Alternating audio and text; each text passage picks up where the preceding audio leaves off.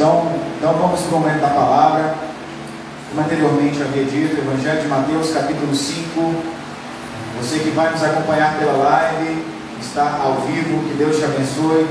Você que irá posteriormente assistir a essa mensagem, que Deus possa edificar a sua vida. Não somente abra a sua Bíblia, mas também abra o seu coração para aquilo que Deus tem para falar para você nessa noite. Capítulo 5 de Mateus, versículo 1, assim diz: E vendo as multidões, ele subiu a um monte, e quando ele estava sentado, aproximaram-se dele os seus discípulos, e ele, abrindo a sua boca, ensinava-os, dizendo: Abençoados são os pobres em espírito, porque deles é o reino do céu. Abençoados são os que choram, porque eles serão consolados. Abençoados são os mansos, porque eles herdarão a terra. Abençoados são os que têm fome e sede de justiça, porque eles serão saciados. Abençoados são os misericordiosos, porque eles obterão misericórdia. Abençoados são os puros de coração, porque eles verão a Deus. Abençoados são os pacificadores, porque eles serão chamados filhos de Deus. Abençoados são os perseguidos por causa da justiça, porque deles é o reino do céu. Abençoados sois vós, quando os homens vos insultarem e vos perseguirem, e falsamente disserem toda espécie de mal contra vós por minha causa. Alegrai-vos e sejam imensamente felizes, porque grande é a vossa recompensa no céu, pois assim perseguiram aos profetas que foram antes de vós. Vós sois o sal da terra, versículo 13, mas se o sal perder o sabor, com que há de se salgar? Para nada mais é bom, senão para se lançar fora e ser pisado pelos homens. Vós sois a luz do mundo. Não se pode esconder uma cidade estabelecida sobre um monte, nem se acende a candeia e se coloca debaixo do alqueire, mas sobre um caso de sal, e dá luz a todos que estão na casa. Deixai a vossa luz brilhar diante dos homens, para que vejam as vossas boas obras e glorifiquem a vosso Pai que está no céu. Amém? Só até aquele momento. Curva a sua cabeça, vamos falar com Deus. Querido Deus, a sua palavra foi lida diante de nós, nossos ouvidos a ouviram.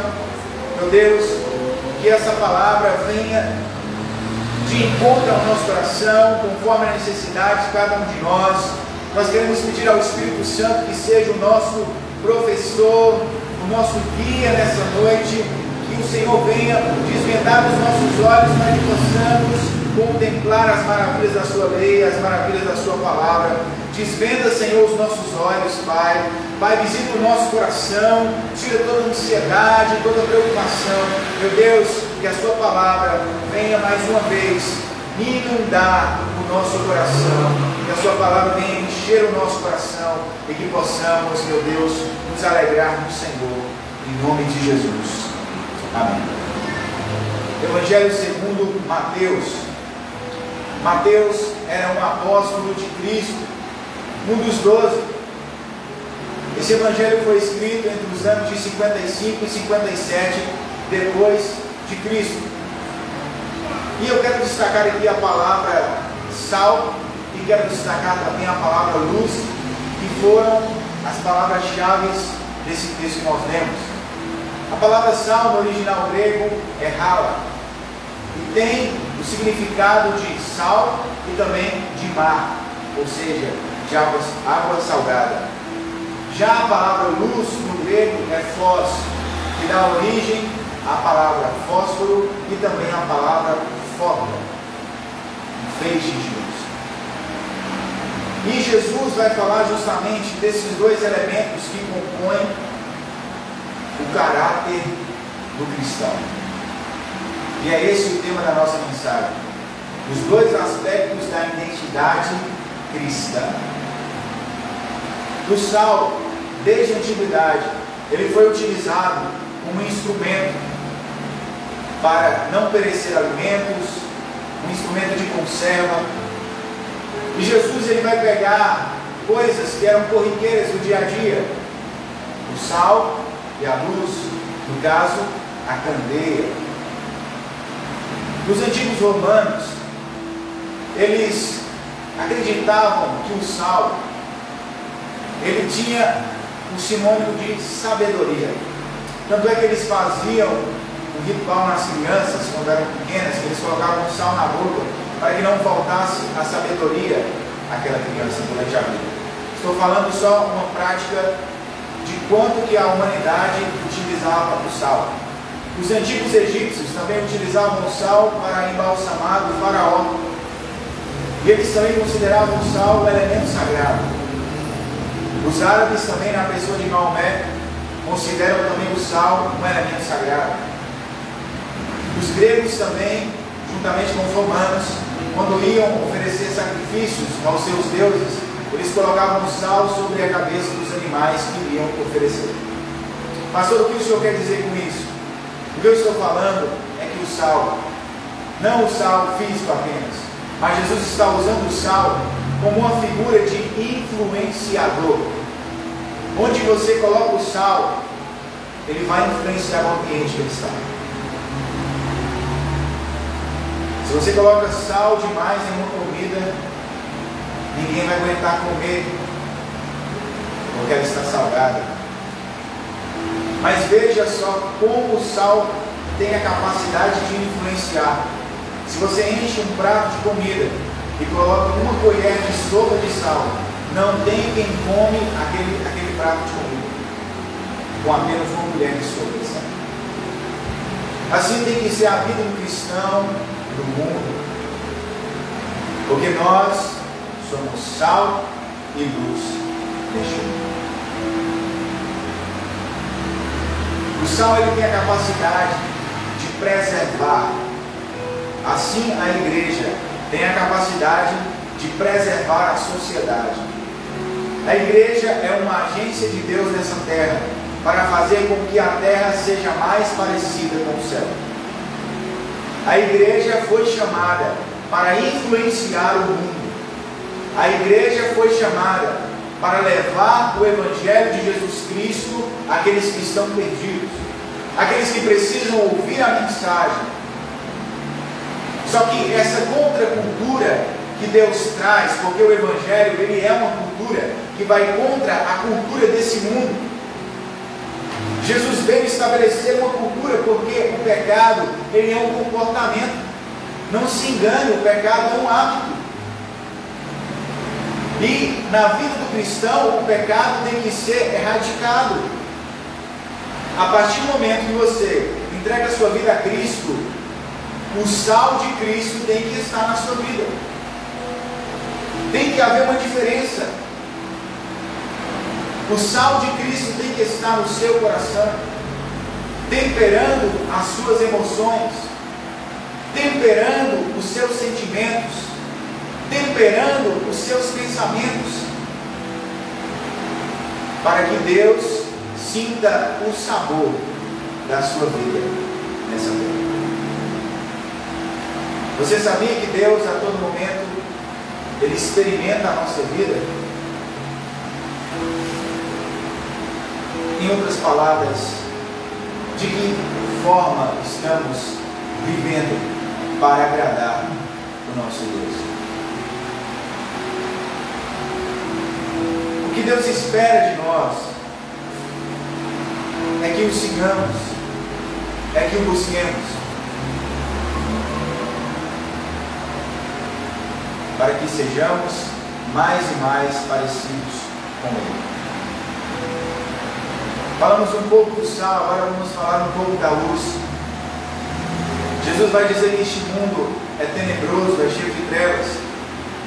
E assim como a lua durante a noite reflete a luz do sol, assim a igreja reflete a luz de Jesus Cristo nas trevas desse mundo. Assim nós somos chamados para mostrar quem é Jesus. Mas pastor, de que forma que eu mostro quem é Jesus? É somente falando de Jesus? É somente na aparência? Eu mostro Jesus quando eu apenas vou na igreja? Será De que forma que eu vivo quando eu não estou dentro da igreja?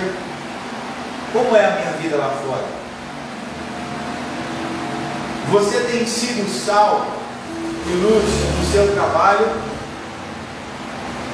Você tem sido sal e luz por onde quer que você vai? Na escola, na faculdade? O que Jesus nos propõe? Que tipo de sal é esse que Jesus está falando? Eu quero aqui deixar 3 aspectos dessa necessidade.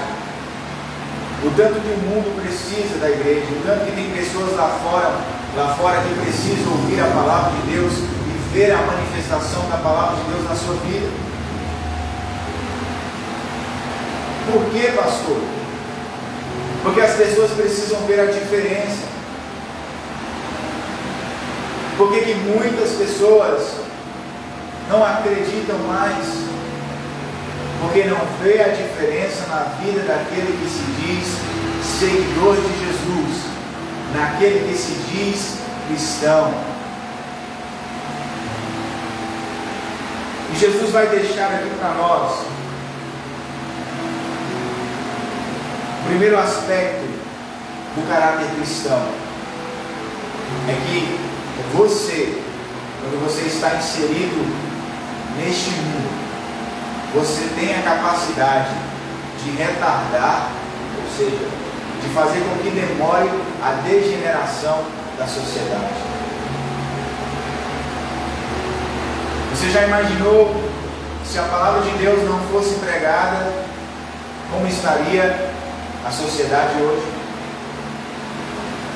Se com a palavra de Deus sendo pregada, a sociedade anda do jeito que anda, imagina se a igreja não estivesse aqui. Mas chegará o dia em que a igreja não estará mais nessa terra. Chegará o dia em que Jesus vai arrebatar a sua igreja e vai levá-la para os céus. E assim como diz o profeta Amós, que eles procurarão ouvir a palavra de Deus, mas não a ouvirão, porque a igreja não estará mais.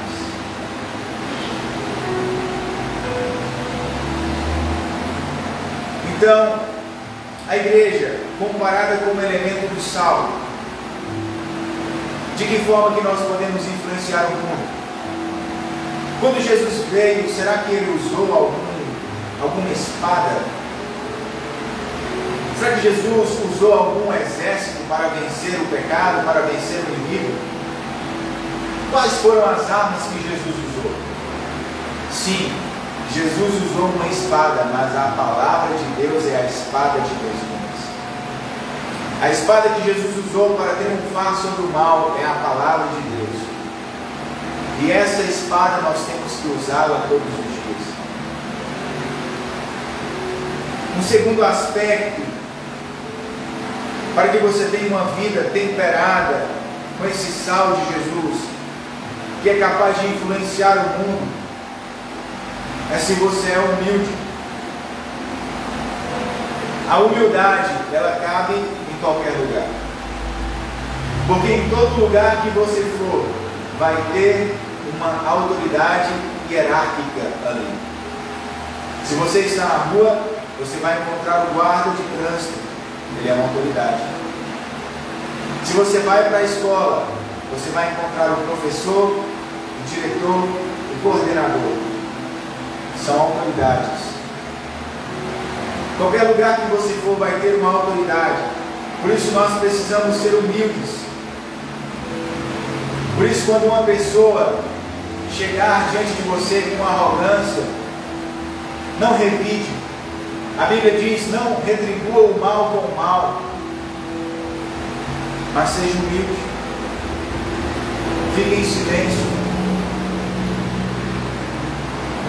Mais na frente nós vamos falar sobre os pacificadores.